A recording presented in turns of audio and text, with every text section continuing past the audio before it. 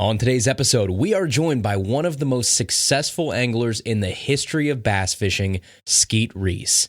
We get the chance to sit down with Skeet to talk about some of the most memorable moments from his historic career, bait designs, new products, and old favorites, his legendary dance moves, and more on today's episode of Tackle Talk. Hello, everybody. I'm Bill Dance, and you're listening to Tackle Talk.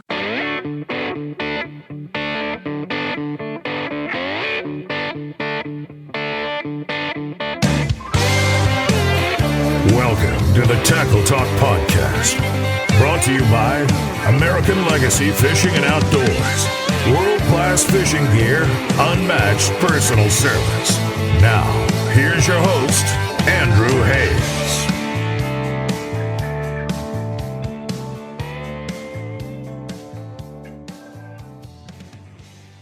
Hey everybody, welcome back to another episode of the Tackle Talk Podcast. I am very excited to share this one with you guys. You're in for a treat today. But before we get to that, we do have to tip our hat to the fine folks that make this entire program possible, the crew over at American Legacy Fishing.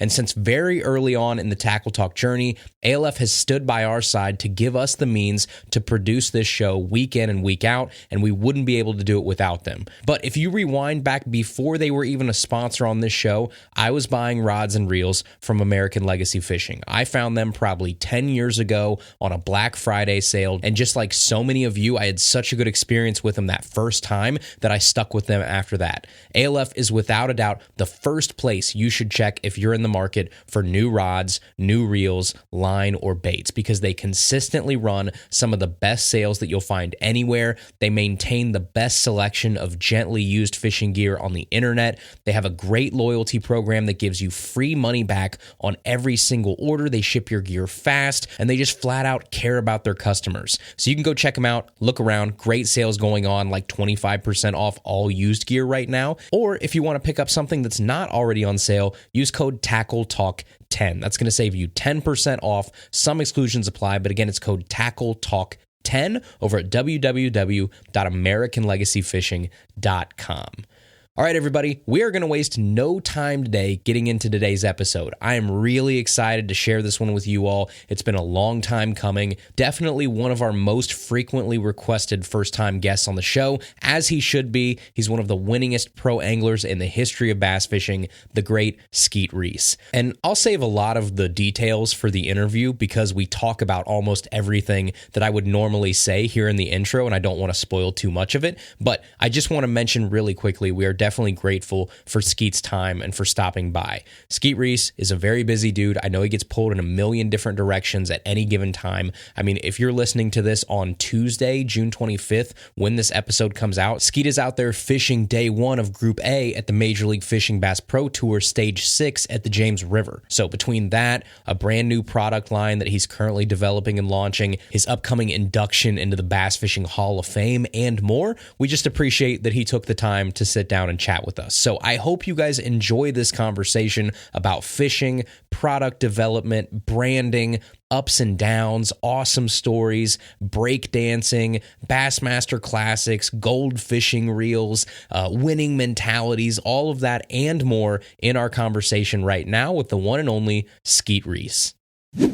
Ladies and gentlemen, we are joined today by truly a gentleman. I know it's cliche, but a gentleman that does need no introduction, a name that is synonymous with bass fishing over the past few decades. It is the one and only Mr. Skeet Reese. Skeet, thank you so much for joining us today on Tackle Talk. And thanks. It's good to be here. So it's I feel like the old man here on your show. It's like, even though I'm still half your age in my head. Well, obviously, you've accomplished more in those years than I think almost anybody in our sport has. So we're so excited to obviously talk to you today. If we want to go through, I mean, just the resume here, I've got it in front of me. We've got 8 Bassmaster victories. We got 3 MLF victories, 4 Century belts, the 2007 Bassmaster Angler of the Year, 2009 Classic champion at Red River. You had the 2018 Summit Cup, 2021 on the Tackle Warehouse Pro Circuit at Okeechobee. Almost $4 million, probably over that now, $4 million in terms of career winnings. So I want to start out, there's probably a lot of people that are listening to this that either didn't fully appreciate at the time or don't even remember, with our younger listeners, the tear that you were on in the 2000s that really started this Skeet Reese phenomenon. I mean, if you want to go back 2007 to probably 2010, you had, I would say, one of the most dominant runs that we've ever seen in fishing in that realm. You had the AOI, you had the Classic, 2009 to 2010, 13 straight cuts made, 10 top 10s, all of those like things coming together. Can you help try and explain to our listeners just what that time was like in your life and how that sort of set you off on the trajectory that you're on? It was a great time. It's one of those things where you don't realize that what you're doing is as impactful as it is. For me, I was just fishing, and I was clicking on all cylinders. The thought process, the decision making was all going great. And when you're rolling, it seems so easy. It's like, I know I'm doing the work, I'm not putting the due diligence in. But when I get on the water, I'm making good decisions. And my style of fishing, I was adapting and making it work for wherever I was going.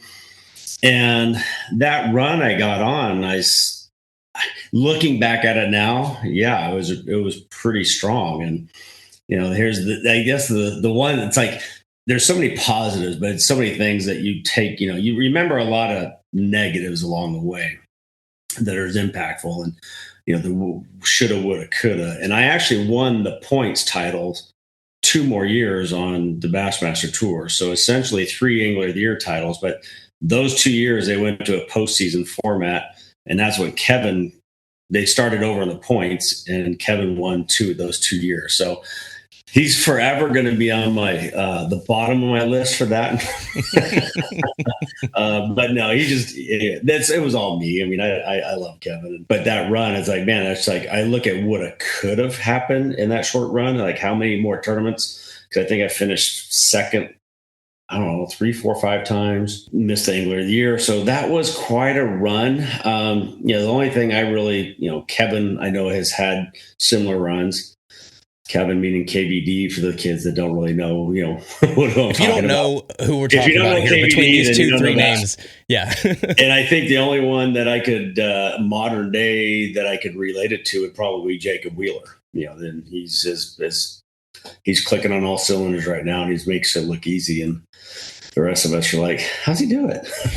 So you talk about like when everything's going well, we've heard that before too. Like when everything's going well, your decision making is smooth. You're not panicking. You're fishing how you want to. You can really kind of keep things under control. When was the first time after this whole time where like it wasn't clicking? Because I think that's where it's got to be tough. When you ran on that run and then you just have, I don't know, something comes to a skid in 1 tournament or 2 tournaments. How do you turn that around, and what's your mindset like? Because you seem like a pretty fierce competitor where you can probably tune that out, but you can tell me, how do you deal with that?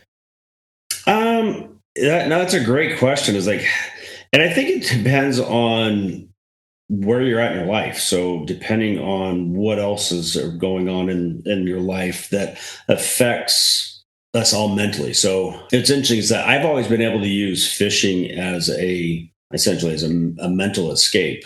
So whether things are trying at home, business, something struggling, not everything's going great, but when I'm on the water, I think that's what I always say. I mean, fishing saved my life, really, just because it's a mental outlet for 8, 10, 12, 15 hours straight. It's a one thought process. And so when I'm fishing tournaments, so you're making good decisions, but even when you're making bad decisions, it's still a one thought process. There's times you can let doubt creep in. You're wondering why the decisions you're making aren't the right ones this time, when the last 10 time tournaments, I was making the right ones. And all of a sudden now you're not making the right one. So you just have to trust yourself and believe in yourself, because in the process of it, you might have 2, 3, 4, 5, 10 bad tournaments where it's just not clicking, which I've gone through the last 2 seasons. I mean, I've struggled the last 2 seasons on the Bass Pro Tour with Major League Fishing, but also now this year I'm kind of like hitting my groove again, and it's like, all right, here we go. So just you just keep doing the process, and eventually you cycle through those bad ones and you have good ones again. Yeah, fishing is an escape for so many people. The one thing that I don't envy you all on is you turn an escape into something that's so high pressure that, like you said, right, your career and livelihood and everything is on the line. Where for us, for 99.9% of people that fish, I think it is that, like, I'm turning off the email. I'm turning off all the stresses in my life. It is me versus animal, me versus nature. That's why people like hunting too. You just get out, turn everything off. Guys need some time to decompress sometimes, and this is really our time. And then you guys said, no, I want this thing to be the most high pressure, crazy thing ever. So, it's a kudos to you guys, but it's why we love watching it, obviously. But if we want to look at, like, as you move past that, as you go to obviously like the classic, and you had one heartbreaker that I think was it 2007? I think when you won AOI, but also lost the classic by a couple ounces to Boyd. Thanks for bringing that one up again. Sorry.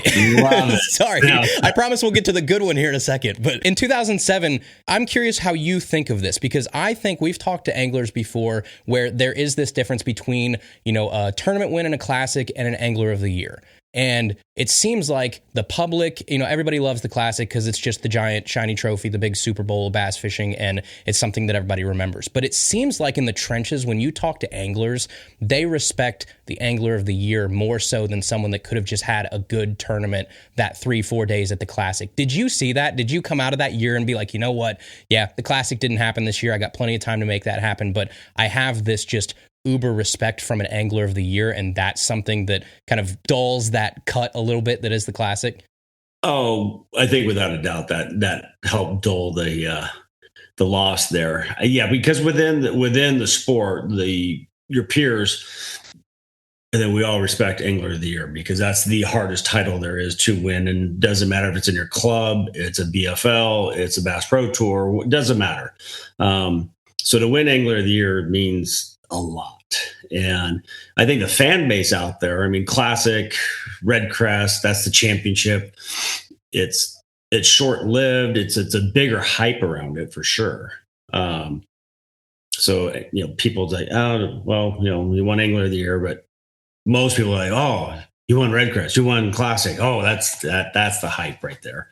But I think that year, was one of those things where I'd been fishing good, and I was fishing really good because I thought I won that classic. And it's like, I was just like, I'll use the analogy right now of NBA finals. It's like somebody taking a 3/4 court shot at a buzzer beater and beating you to win the NBA finals. So that's what Boyd did. And it just flipped a 1 ounce sinker out in the middle of the lake, caught a 6-pounder in the last 15, 20 minutes of the day to beat me. And I was like, you did not just do that. Because I literally thought I had a one, and then that. So, but I think it also fuels you. So it's you can't appreciate the successes unless you have the failures, and it takes the failures for you to learn from your mistakes and how to be better at what you do and be more efficient, whether it's on the water, it's in life, whatever it is. So, I took that loss, and that loss probably became fuel. And then obviously 2 years later, all is right in the world because that trophy is getting held up by you at the Red River. So you get your classic win. And the thing that I love about this, part of it's probably just nostalgia of just growing up. But when I think back to that time frame, like late 2000s, it is just like peak bass fishing. The jerseys, the sponsors, the anglers that are atop the leaderboards every tournament week in and week out. It's you, it's again Kevin, Ike, Aaron, Gary Klein, Alton, like all those guys where it is just peak late 2000s bass fishing, and it was awesome. But back there in 2009, obviously you win the Bassmaster Classic. That last call that I think happens right at the mouth of, what's the name of the Caspiana or whatever it is. There was a mouth right there that you had a log on that you caught a fish on late in the afternoon that I think helped you call that classic. Was there ever a time? You got a second? I'm gonna grab a picture that somebody, friend of ours, their daughter painted this picture, and I'm gonna show you that exact situation. All right. Then we got Claire. That's awesome. So that stump right there, is where I caught a 4-pounder. And it was late in the afternoon, right? This is late like in the afternoon, but that was that 4-pounder right there off that stump. that won me. So yeah, some friends of ours, and let's see, Mark Shelley, 2009. So that's a watercolor she did. That's pretty damn good. That's impressive. It looks like a photo from here. Yeah. So that was, but yeah, that stump right there. I remember that stump well. I don't know if it's still there or not. I haven't been there in a long time, but somebody said the whole backwater got plugged up. So there's a big sandbar that you can't even get in the entrance of that backwater anymore. It's killing me. I can't remember the name of it, but this was a log that I think you had fished heavily, like that whole classic, right? And you were just kind of waiting for a fish to come back up on it late in the day. Did you get the Scaries that day? Like, did it ever hit you where it's like, oh my God, here we go again, right? Like, I need to call this, whatever it was, 1 pounder that you had in the live well. Did you ever hit a panic at that point?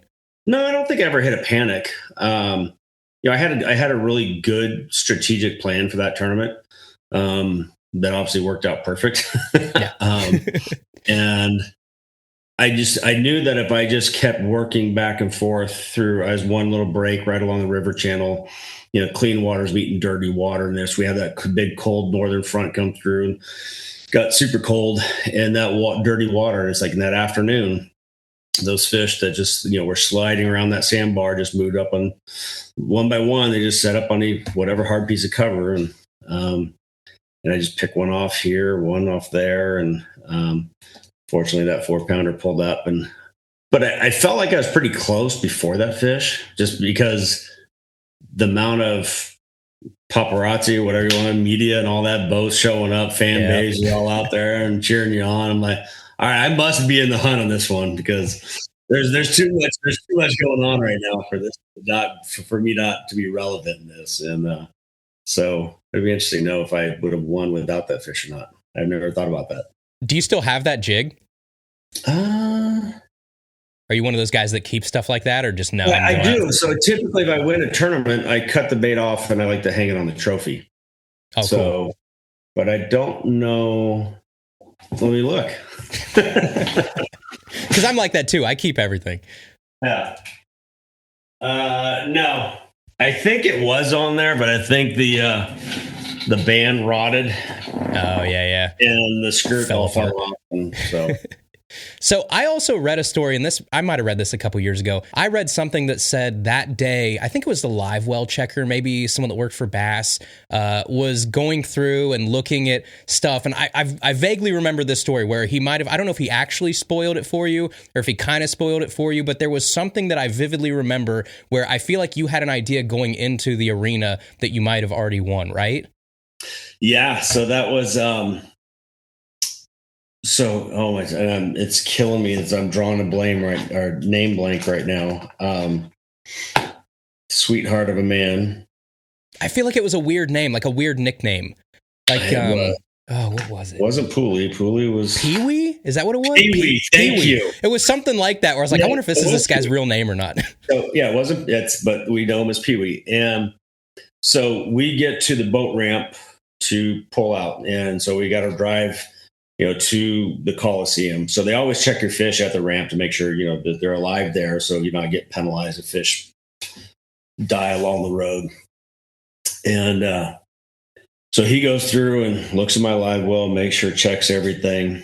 And he comes up to me and is like, here, I want you to sign my badge. I'm like, okay, why is that? He goes, I have all the classic winners sign my badge. I lost it. I'm like, no way. I'm still tearing up right now just thinking about it. I was like, it was for him to say that. And it was like, if Pee-wee thinks I got a one, I'm like, oh my gosh. I'm like, I'm in it. It makes it real. Yeah. That made it real right there. So from there to the Coliseum, the emotional roller coaster ride that I went on was absolutely insane. And oh gosh, my James was my boat official, and he was driving that day. And gosh, I remember. I was crying my eyes out. I was like, oh my god, then all of a sudden, then you bring yourself down, like, no, I can't be. It's not true. And then I'll never. Yeah, Pee-wee's like, here, I want you to sign my badge. I'm like, whoa. The only thing that would have been worse is if Pee Wee was wrong. Can you imagine? You get up there, like you have this emotional boat ride all the way back to the to the arena, and then he's like, "Oh, sorry, I was off by 2 ounces." That would have been rough. He had to be pretty confident. So I think if it would have been any closer, he'd be like, "No, yeah, that would have been bad because that would have just completely destroyed me." Like, you got a 1. No, you don't. Nope, just kidding. Well, that's kind of what happened at Lake when Boyd won. Yeah. Everybody came up, was congratulating me and telling me, "Dude, you got it. You won. Congratulations." I'm like, "Yes." And I'm talking with Boyd. Boyd and I are backstage. He's like, "Oh, no, I only got like whatever he said, like 12 pounds or 14 pounds or something like that." And then he wound up having a lot more weight than he said he did. And then, moved by 6 ounces. And, but to go from thinking you got it 1 to getting kicked in the,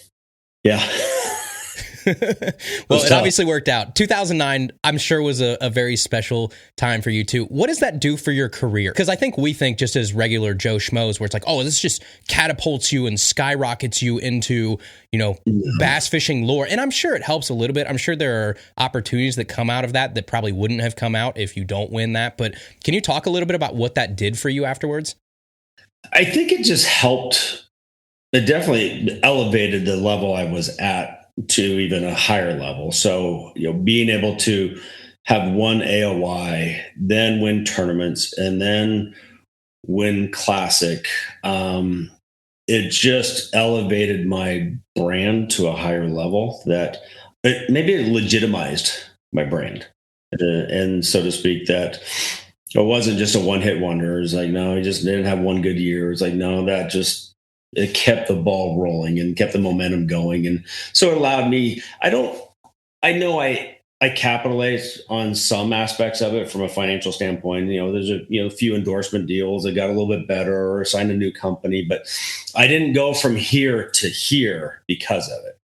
So it just kept that gradual climb going. And so I'm grateful. I'm grateful for that because that was the last year that the Classic it paid $500,000 that year. And then what, did it drop down to 300 after that, or did it kind of stair step? Yeah, 300. No, it went to 300 after that, and that's where it's still at.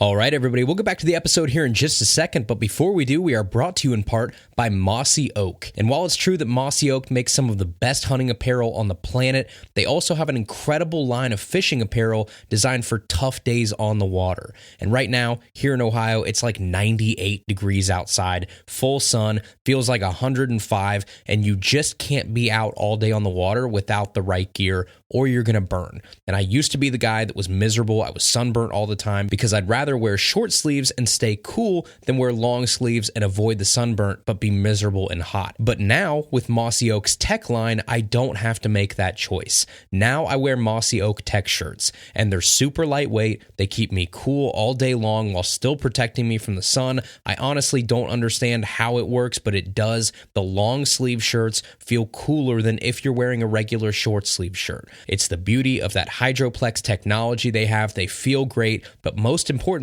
they help me fish longer, they help me fish harder, and be more productive out there on the water. So head over to www.store.mossyoak.com, click fishing at the top of the page to see their full line of apparel, and be prepared for those long summer days on the water. Again, that's www.store.mossyoak.com. The next thing I want to ask you, I got 2 more real quick things here before we get to some gear. So the one thing that I really want to tip my hat to you as a guy that nerds out over the business side of things and the industry side and all of these inner workings that are, the backside of bass fishing. I honest to goodness mean this. I think you have created a brand for yourself that very few anglers have been able to do in my lifetime that I've been able to see, to the point where you look at something and if it's black and yellow, I think Skeet Reese.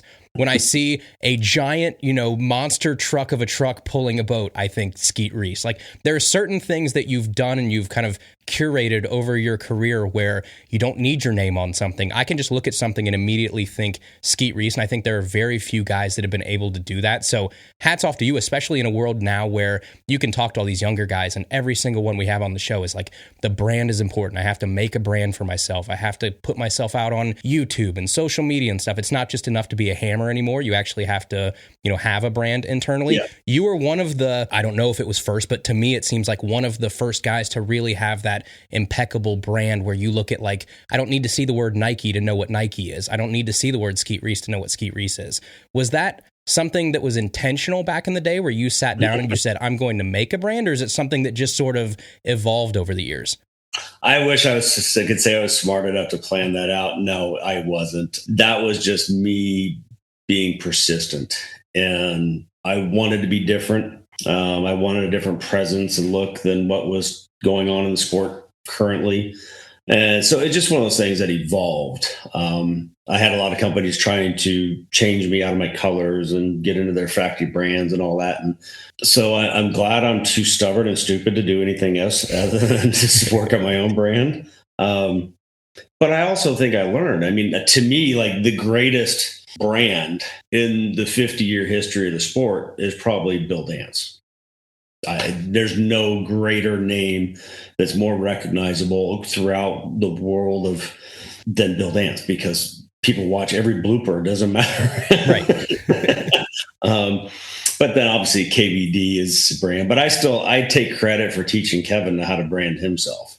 Really? Kevin's the greatest tournament angler that's ever been, but I think I helped him and Sherry kind of say, there's a different way of doing this. And so they utilize it, but I'm not going to take all the credit, just a little credit. Where did the black and yellow come from? You're not from Pittsburgh or anything. You're from the West Coast. Like, no. Where did that color scheme come from? So, all right. So here's how that one happened. So I was sponsored by Champion Boats for a long time. And I went to a Champion Boat dealer meeting in Tennessee, and they had the boat on display out in front of the hall we were having this at. And it had a black bottom, the sides were white, and it had this black and yellow arrow stripe through it. I'm like, that's the coolest boat I've seen. Because everything else was red, white, blue. Right. Yeah. And I was like, so I ordered my next boat, that exact same boat. I'm like, I want that one. And so came out to the West Coast, I had the only boat that had any yellow in it whatsoever. And that yellow stripe, man, it's like it stood out. You can see all the boats floating on the lake, and then you can see their Skeet. So my next boat, I got even more yellow on it, and then more yellow. And then I got a yellow jersey. And then I looked at every photo that I was in, whether it was myself or my boat, background shots, that yellow just bam, bam, bam. I still to this day, I mean, I look at aerial shots. All these guys have these drone shots before takeoffs. And you got 40 boats in the Bass Pro Tour sitting out there, depending on what group you're in. And then where's Skeet? Oh, it's like, he's right there. Yep. Highlighter. Yeah, you're not missing it.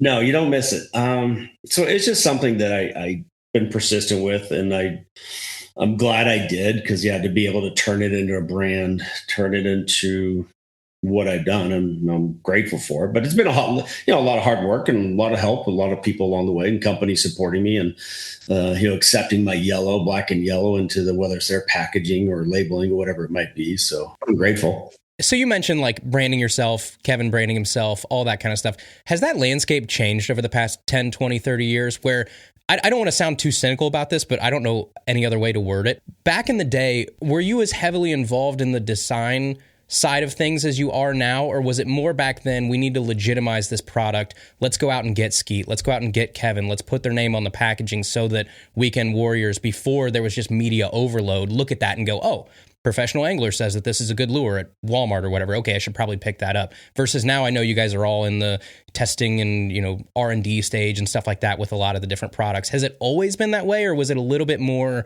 commercialized, just trying to provide some sort of legitimacy to products back then? Probably a little bit of both, but I feel like that's one part of the sport that I've really been hands-on. That's the part I enjoy. I've been part of product development. Gosh, I mean, my first rod sponsor when I was 18 years old, helping them develop rods. So going back through, the Terminator days and, building that brand from scratch and designing products for them. I helped design one of the Champion boats. The 210 Elite is, I helped design that hull with Alan Stenson, a designer. From rods, reels, line, baits, I'm pretty involved in a lot of that aspect. And because here's the real deal. I'm just selfish. So I'm just trying to make something that's going to make me better or help me catch more fish. So it's not about the rest of you at first. It's like, no, what am I going to make that's going to make me better, more efficient on the water to catch more fish? So ultimately, if it does that, then it comes to market, and then hopefully you guys all get it and helps you catch more fish. So let's jump into some of those, right? If I want to start, I think I gave you a little bit of hint that this was coming, but anybody who knows me, anybody who's listened to the show for more than 30 seconds knows that if we're going to have Skeet Reese on, I'm not going to not ask you about my favorite soft plastic that I've ever used in my entire life. Probably, if you had to go pound for pound, the number of fish and the pounds that I've caught on this soft plastic are more than any other soft plastic I've ever used in my life. Got a pack right here. The old Skeet Reese Pit Bosses. These are, and I'm going to toot your horn a little bit here, I guess, and then I want to ask you about, obviously, the design of these. But this is the most fish-catching trailer, the most fish-catching little flippin' bait that I've ever used in my entire life, the most versatile thing, the flutter on this thing. We'll get to it all here in a little bit. But I want to ask you about the Pit Boss to start. Can you walk me through just me selfishly as a nerd that loves this bait, how this bait came to an existence and what role it was trying to fill when you guys designed it? Absolutely. So I'll take you even a little bit step further. So that brand, you see Havoc on there? Yeah.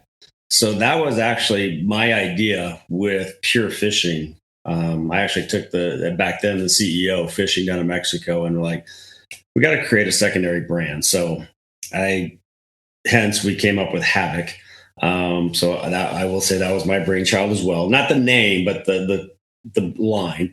But the Pit Boss was, all right, so this was one of the baits that, I don't know, I forget how many I designed in the original line, but I spent a lot of time on that one. And obviously I think Andre Moore's Reaction Innovation Sweet Beaver was kind of like the first, obviously the original was like a brush hog, which I think that was before Zoom had it. There was Producto had the original Zoom brush hog. You're talking going way back now. And but the Beaver became popular, but then I wanted more action. And then, then Berkeley had a bait called a burley. I think it was a burley bug at one point in time. And it had a couple flappers similar to what's on a Pit Boss. And it's so different. So that I literally sat down. Well, I could probably find drawings in here somewhere, like all my sketches and drawings that I keep. And so that was probably a 6-month process of just going through and finalizing all the little micro details and that, hook placement, depending on what hook you use, and getting the flapper angles right, the diameters. So it turned out, I'm glad you love it, because it's my number one soft plastic. Really? Yeah, I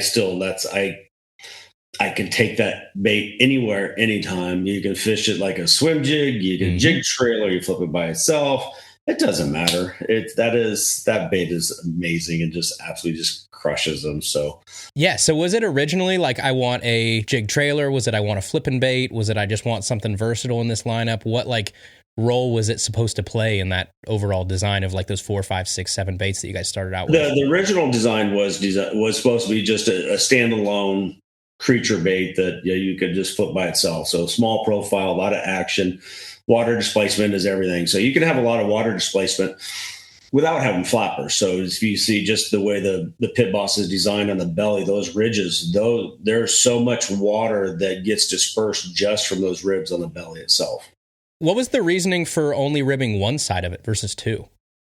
In my head, I think it was more, if you look at a crawfish. So if you looked at it as, original concept, crawfish design, because I had all kinds of crawfish looks and things that I was drawing up. But you look at crawfish is more rigid underneath the bottom. They got the little, fins on their tails. And the tops are pretty much smooth. So that was the original crawfish somewhat design on that one. The thing I love about this, it is the perfect flutter. If I had to describe it, I'd probably say the outside is more consistent than the inside. Like the outside kicks seem to be a little bit more consistent than the inside kicks. So you do get that kind of, they play off each other as they fall down versus just a back and forth. You almost have this type of thing that happens as it's falling down, which I love. I also love, like, there's times where I'll just cut the middle two completely out and I'll just use it if I want a little bit more of a, all right, slimmer profile, but still have that wide outer kick and all kinds of stuff. So yeah, kudos to you on the entire thing. Where do you stand on 3-inch versus 4-inch? 4-inch is like the baseline. That's standard. That's where I'm just going to pull a number out. Maybe 80% of what I throw is the 4-inch.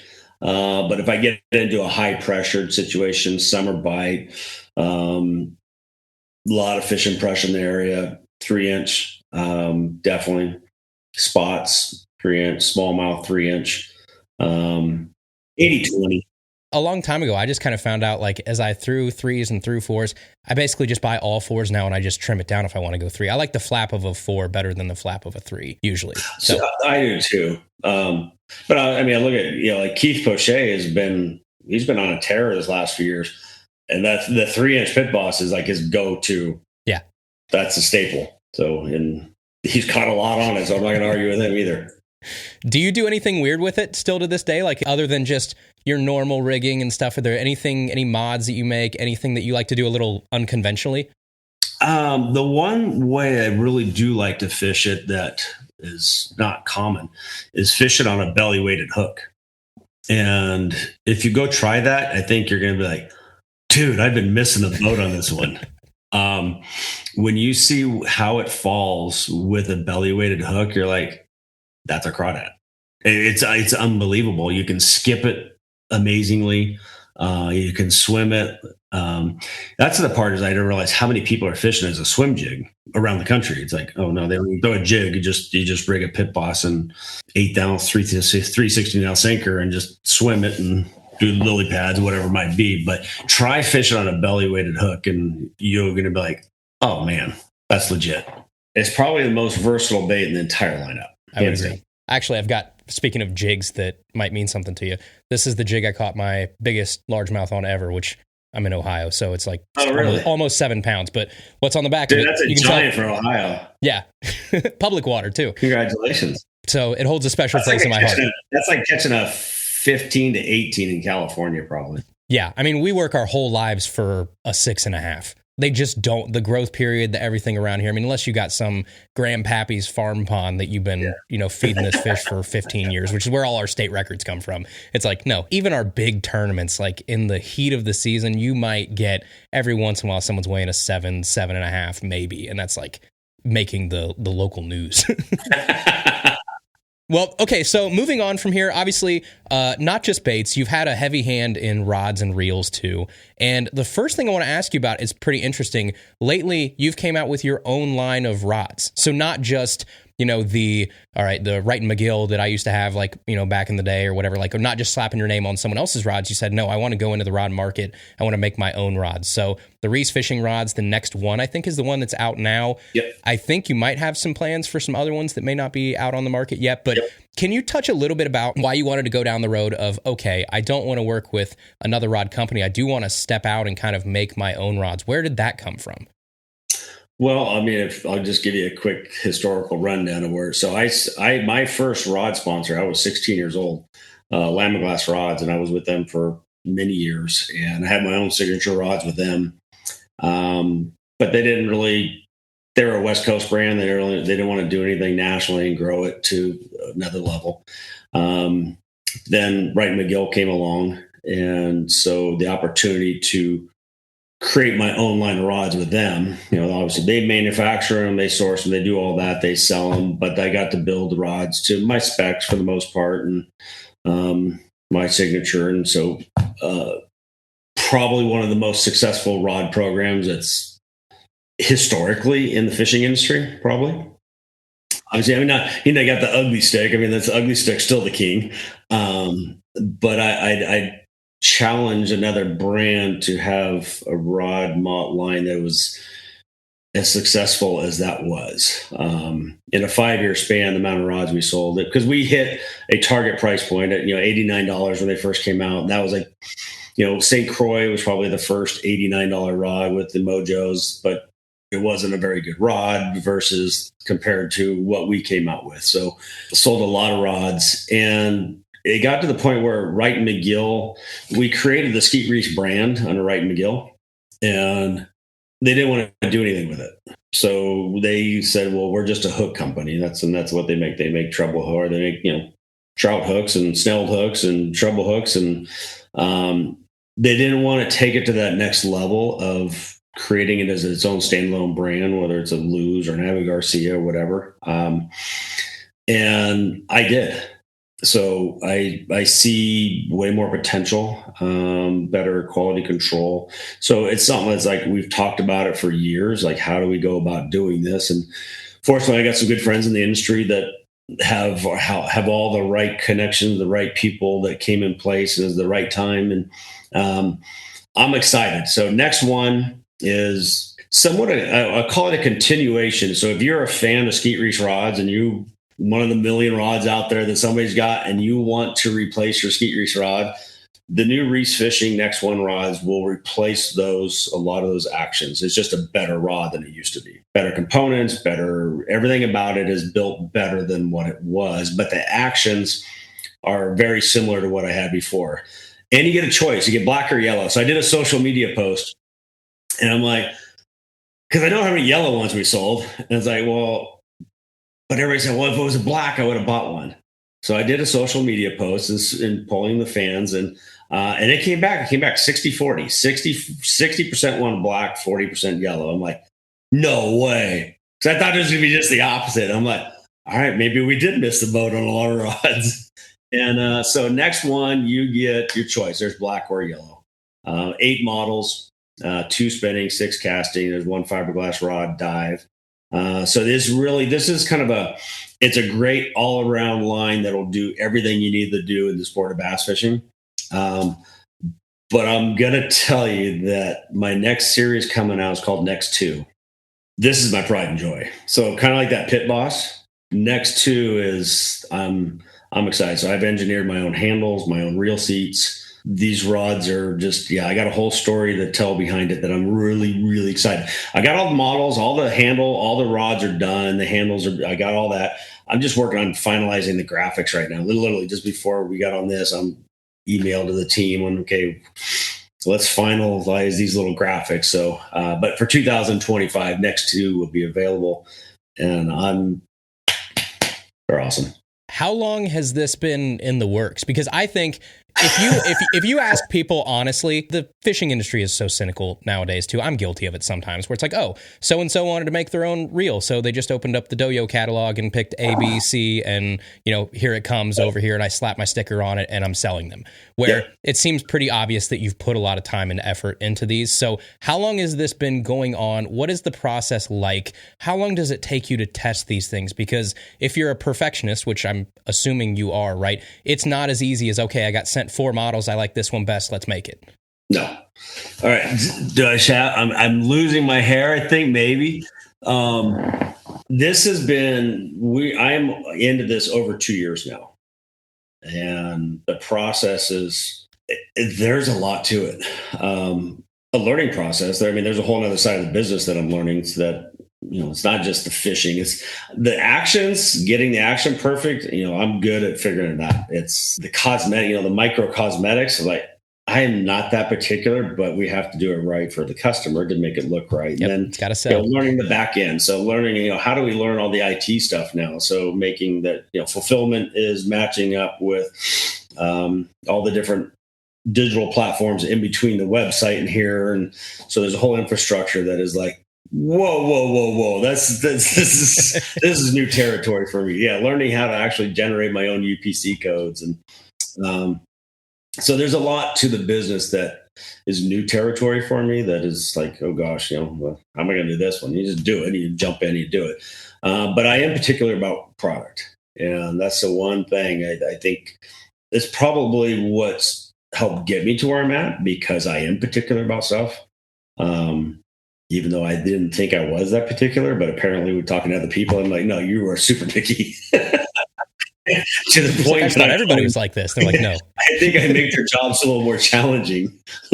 So yeah, when it comes to Reese Fishing, this is a representation of me, and I can't rely on anybody else to do it right. So, and it hasn't been done right to this point. So I'm going to make sure I do it right. I want the product coming to you guys to be right. I want the experience to be rewarding, exciting, fun, cool, all of it. What is the philosophy behind, I'm assuming Next 2 is going to be a step up from Next 1. I'm assuming it's probably at a different price point. It's a little bit more of a higher end rod compared to what you came out with. What's the rationale behind, I'm sure there is a reason, why coming out with entry level first and then your baby line that's coming out that you've put all this work in? Is it just, okay, an entry level rod at $100, $150 range, which is what these next ones are. They're accessible to everybody, right? Anybody now that's looking at a rod, $99 is the new entry level. Unfortunately, it didn't used to be. Now it is. Yeah. It's like, so is it easier to design that, or takes less time to design that so you could get it out first? Or did you specifically want to say, no, I want to start out with entry level to kind of get people in the door at Reese Fishing and then work our way up? No. So it's a great question. My goal was to do both at one time. Next 1 was a much simpler. There's 8 models. Next 2 has, where I think we're up to 23 models. So just the engineering standpoint is to make sure that that's more time, plus engineering handles, reel seats. That took a lot more time. So next 1, the handle that is used, or the reel seat that's used on next 1, didn't become available to the market until I'm the first consumer to be able to use it. So, but it took a while. I had to wait to be able to get that reel seat, which didn't come available till January. But the blanks themselves, the company that I'm working with on this first series they were familiar with what I built before, because they built samples for Wright McGill before. So they've gone through the whole process. So I'm like, all right, so I know these actions, these 8 models are what we want to continue on, because those were the most popular within the Skeet Reese Signature Series before. So it was a much easier process. So like, okay, we already know the actions, we know the model, the blanks. So how do we make the blanks, lighter, better components, better guides, reel seats, everything about it, hook keepers. So it was just an easier process. Next 2, not as easy a process. So I'd never had something engineered before. So the whole problem, like, how do I take my sketches? Because I'm drawing stuff up, and I've always just handed it to people and say, okay. And then they'd be like, oh, okay, got it. Now I'm like, no, you're that guy. Who do I hand it to? Help. Yeah.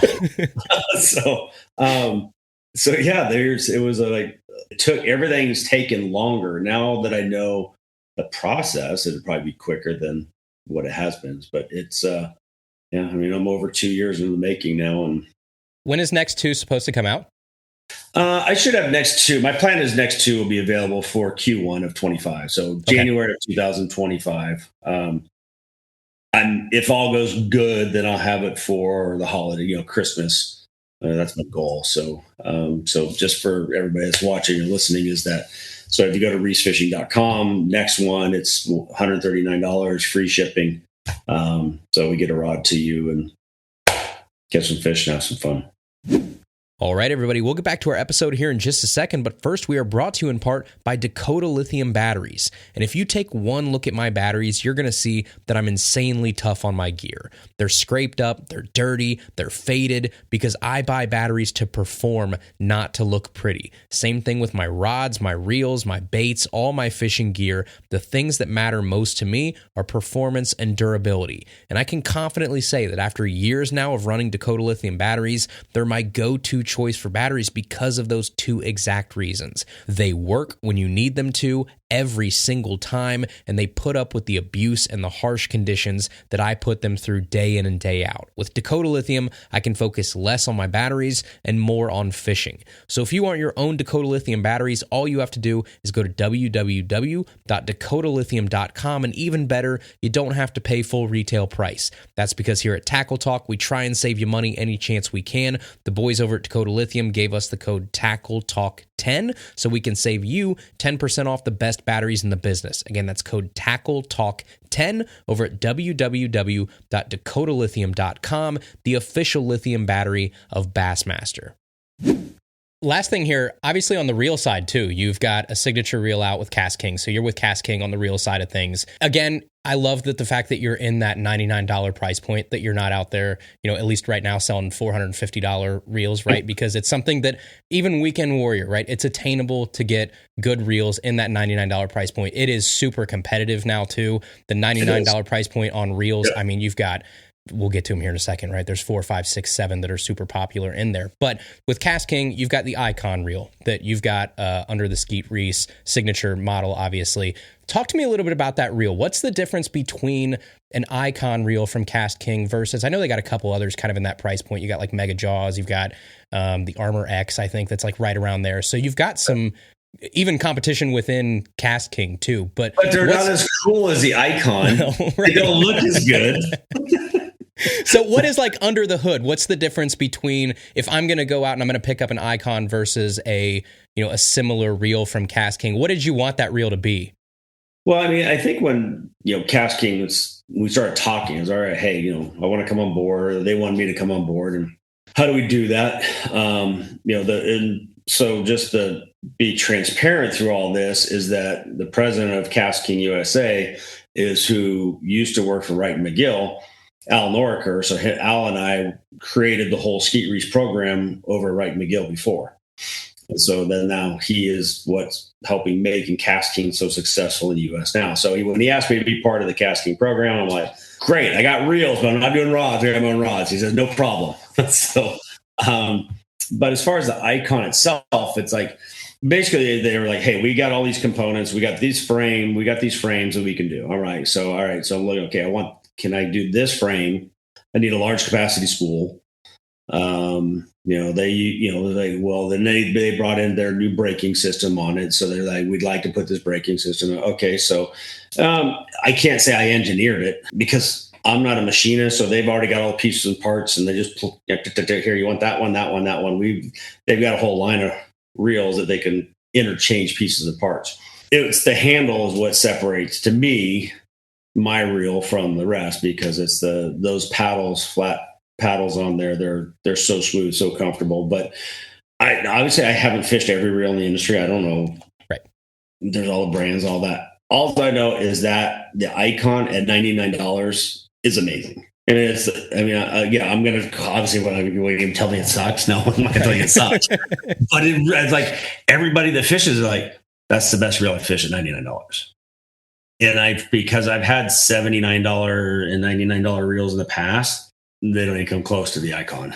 With the $99 price point, I mean, you've got, Fuegos, you've got SLXs, you've got all this stuff in there. What is it about that Nikon that you like? Is it like, I think one of the biggest problems I have with $99 reels is durability. Every reel feels great out of the box. You go to iCast, you go to whatever, you play with them. They're freshly lubed up. They're straight off of the production floor. They feel great. Every reel feels great out of the box. It's what does that reel feel like 6 months later, a year later, 2 years later, after hard fishing, being out in the rain, dropping it in the sand and the dirt and stuff like that's where you separate the, crappy $99 reels or any reel for that matter to the ones that have staying power. Can you vouch for just beating the tar out of these things?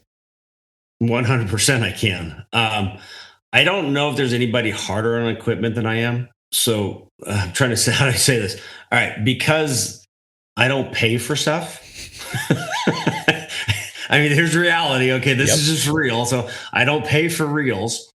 I don't pay for rods. So if I kick them and throw them, I don't gently put a rod down on the deck. If I'm pissed, I throw a rod. That's where my frustration will come out. Whether you like it or not, that's just reality. Yep. That's how real people act. And so for me, fishing the Icon series for 2 years now, I think I've had one reel failure, and that's with 50 reels. I've had a line guide break.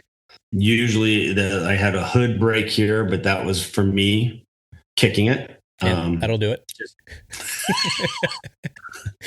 Well, because it's got it's aluminum frame and carbon sides, right? Not carbon. The MG12 is carbon. That's the Rolls Royce in the Cast King family, and but there's some really cool stuff coming too. Okay, I won't press you too much. Hopefully, we'll see it here. Literally, like this. So it's not just a casting. So the spinning reel version of the Icon. Super smooth drag. So drag is everything. It's like when you're fishing 10-pound braid with a 6-pound fluorocarbon leader and you got a 5-pound smallmouth on, you better not be having to pull your line off your reel to go like, pull. I watch these guys doing it. I'm like, you're doing that because your drag sucks. Right. Set it right. Better if you have a good smooth drag, you let the fish run naturally. Okay, reel. That's the Icon has a great drag in it, and you do not have to strip. Well, and then even on the baitcasters, talk about beefy drag. It's like 17 something pounds that you've got on there. And you see a lot of other reels, 11, 12, 13 max drag on some baitcasters and stuff. You've got like, I think it's 17 or maybe a little bit above. 17. So obviously there's some reels that get up to 24 pounds of drag, but you're getting into light saltwater drag space for bass fishing. 17. I've never, it's because 17 is essentially locking it down for bass fishing. I mean, the number one question we get asked on the show is $99 rods, $99 reels. By far, the number one question. So if you're out there, I think a lot of people are just, scared sometimes to step out of their bubble and try from the 2 or 3 brands that they've been using forever. I'm anxious to pick one of these up. I'm going to pick one of these up and try it. What's exciting is that obviously 2, 3 brands, 2 primary brands, but we'll call it 3 now. They are scared of that brand right there, right now. This Cast King has come from out of nowhere. And now I think they have 25 engineers on staff. Well, and from a brand that you just used to see like random Facebook ads, and you're like, okay, exactly. That's how they built their brand. Is that they were Amazon. That's direct to consumer Amazon product. $19.99 baitcaster reels, $29.99 rods, and they own the Amazon business. Like nobody can even come close to selling as much as they sell on Amazon. But this is the stuff that excites me because this is what us that listen to the show, people like us, this is what we want. And I love a story of seeing a brand, start out at one thing and then defy expectations. I like that. I really do, because those people deserve to be rewarded. You can't just put that brand in a box, and I'm guilty of it sometimes. We all are, where you just put that brand in a box and you say, oh, that's how they were 10 years ago. That's how they're always going to be. It's like, no, there's growth in this industry that you should check out. Yeah. Yeah. And that's what's exciting is being with a company that is relatively new that everybody's looking at is like, and people are getting their hands on, like, that's an amazing reel. Yeah. And you're paying half the price of name brand stuff for the most part. But they're investing in technology too. I mean, you look at the new iReel they're doing. I'm like, seriously? Big brother that's coming to take over. Like, maybe a ton. Your viewers probably love it because you can get all the analytics of your reel on your phone. It talks to you through headset, your sunglasses. You know exactly how many casts you made, what speed you caught that fish at, where you caught it. It's insane the analytics that an iReel will give you on your phone. See, this is where I'm a 90-year-old person where I'm like, nope, I don't want that. Nope, not a bit. I want a dual braking system and I want to use my thumb, and I don't even want DC reels. Like, just give me regular old, worked for 30 years reel. All right. So I think the DC concept, I just can't stand the sound on things. Yeah. I don't know how people do it. I've never owned one. I never can own one. Like you said, just for the fact that I would go absolutely bonkers listening to that 10,000 times. Like, do you want to see a really cool Cast King? Yeah. Oh, do you have the gold one? You want to see it? Yeah, I do. I absolutely do. Okay. So I'm in my office. My office is kind of like a museum. Look at that case. So, all right. So it's like $1 million in there. It looks like the sketchy briefcase they bring your drug deal money or no deal case. So what's that? Can you see this here? Oh yeah. Oh. It just makes that sound when you open it. Look at that. Crazy. So that is a 24 karat gold plated. I'm going to pull it out for you. Cast King iReel. Look at that. And it's actually a fully functioning. Every inch of that thing. It's not just like, the frame is plated or whatever. Every inch, the handles. Will you ever fish with it?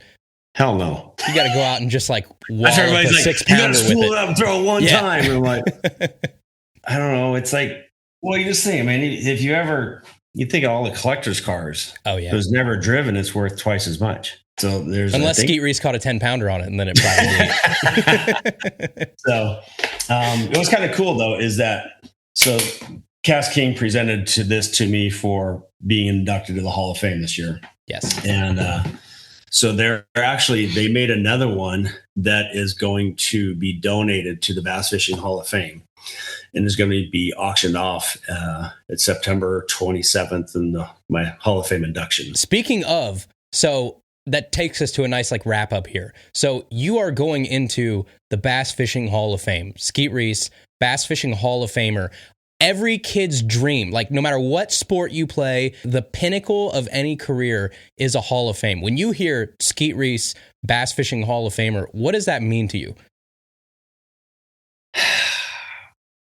I don't know how to put it into words sometimes. It's just one I always joke about is like, now you're saying I'm old and I can't compete anymore. Which I was like, no, I'm still competing. I'm not done. Yeah. I mean, I think that was the first shock when they first told me, like, wait a second, I'm not done making my mark on the sport. Like, it's too early. But then I realized how long I've been doing it and what I've done in the sport in the last 30 years of being in it. And like, all right, okay, I'll go with it. But at first, I think I was like, it's cool. I mean, because I've been to the Hall of Fame inductions, and I was like, wow. But now realizing that I'm going to be in a room with my peers from KVD, Bill Dance, Johnny Morris, Danny Browers, Rick Cluns, and my name and likeness and brand is going to be permanently embedded in the Hall of Fame history from here on out. That's like, whoa, wow. It's very humbling. I'm very proud to be in the situation. I never set out to do it. I mean, that's the thing, is I'm just fishing and having fun and doing the best I can on any given day. But to be recognized for it now, it's going to be emotional. I'm going to be a mess. Really? For my speech. That's all I know. I'll be, everybody knows, just give me a bucket and a mop, because I'm just going to cry my eyes out for an hour straight in there. And just because that's the way I am. But I'm looking forward to it. I'm scared to death of it, because I'm like, how the hell am I going to speak in front of all these peers? I mean, literally, those names I rattled off, plus more. It's like, it's the who's who. Everybody that's had some major impact in the sport over the last 50 years is going to be in that room, and like, because I don't put myself on the same level as these guys. Well, that's the thing too. In the room, that's the crazy part about our sport, is that those people they haven't been gone for 100 years. They're going to be sitting in the front row. Like, you're talking to Hank Parker and Bill and like all these people that are still around. The Mount Rushmore bass fishing is still alive. Like, that's what's crazy. Because our sport is only 50 years old. Mm-hmm. That's not very old. Well, we're excited for you. I mean, super excited. How do they let you know? Is this like, you know how like in the NFL, there's the big like 400-pound guy that just surprises people at like practices and stuff, and it's like as soon as they see him, they start crying because like, oh, it's the Hall of Fame guy. He's here to tell me I'm going in the Hall of Fame. Is it just like, is it a phone call? Is it someone that like surprised you and told you? How'd you find out? So I got nominated last year. Didn't get in, but KVD is the one that nominated me. So he was the one that put my name on the ballot, so to be on the list again. So and he called me and told me, hey, I put you on the ballot again for this year. I can't tell you who all's on it and do all that, but he just said, he goes, you're in good shape. That's all he gives it really. But that was like, he goes, I think you're going to do well.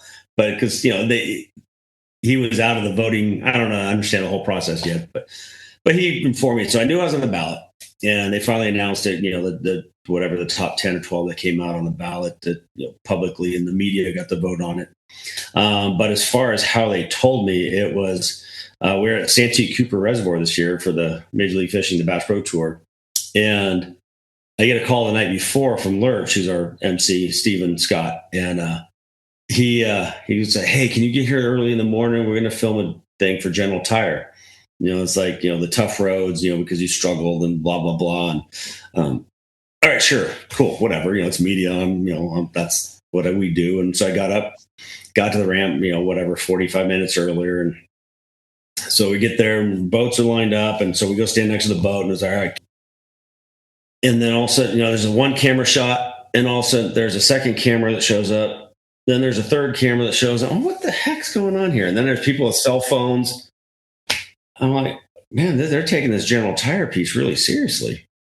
and then Lurch goes, by the way, he goes, one of your buddies is, he's got something here I wanted to tell you.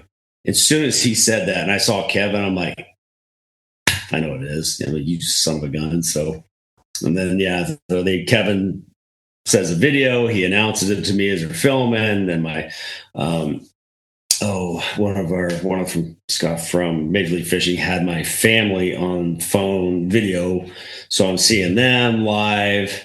Oh my gosh. And then, tears. And they got me though. I was like, I thought I was doing a little General Tire, you suck tournament.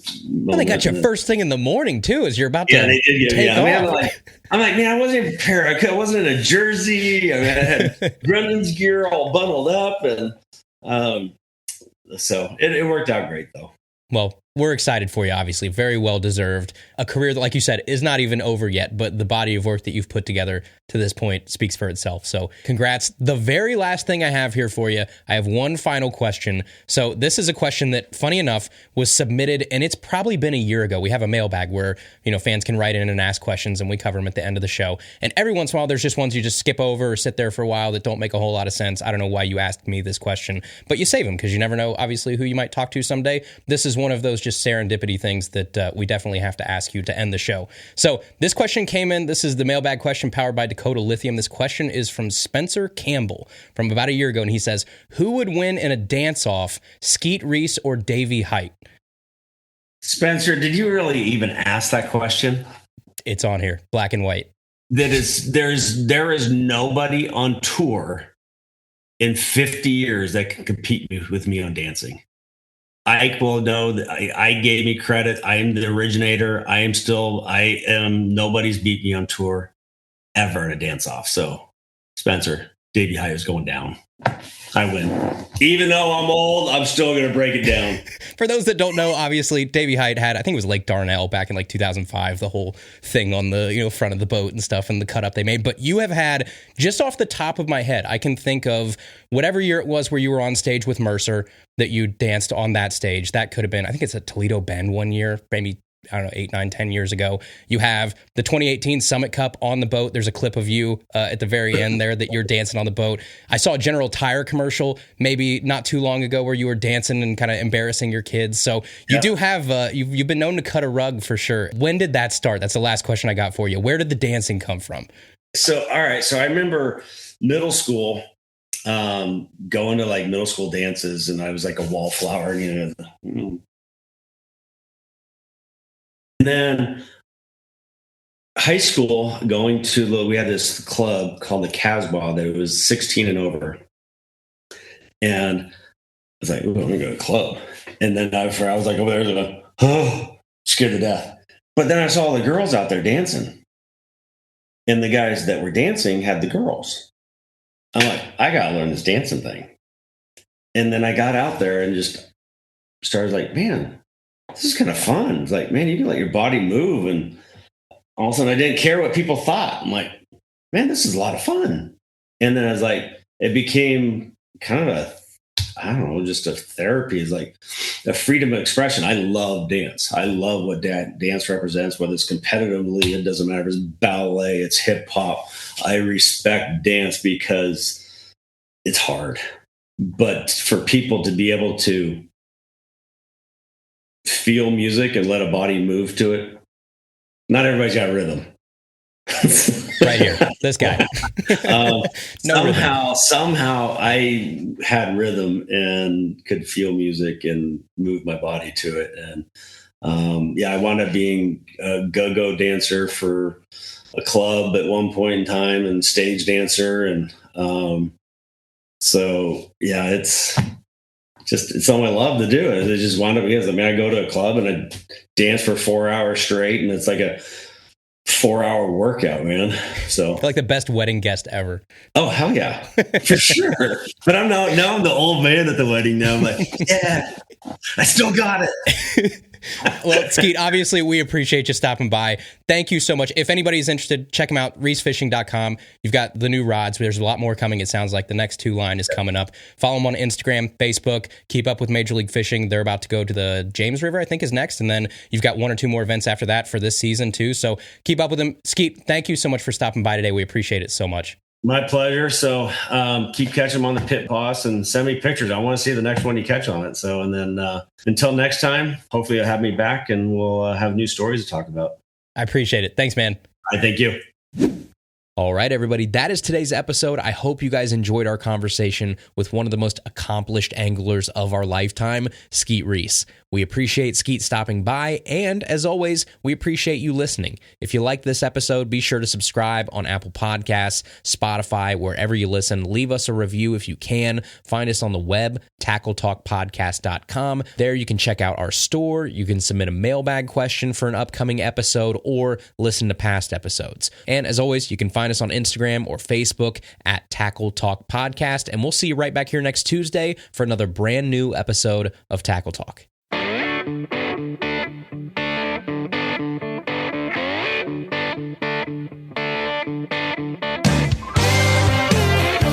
Thank you for listening to the Tackle Talk podcast. Tackle Talk is produced by Andrew Hayes. Copyright 2021. Please subscribe on Apple Podcasts, Spotify, or wherever you listen to podcasts.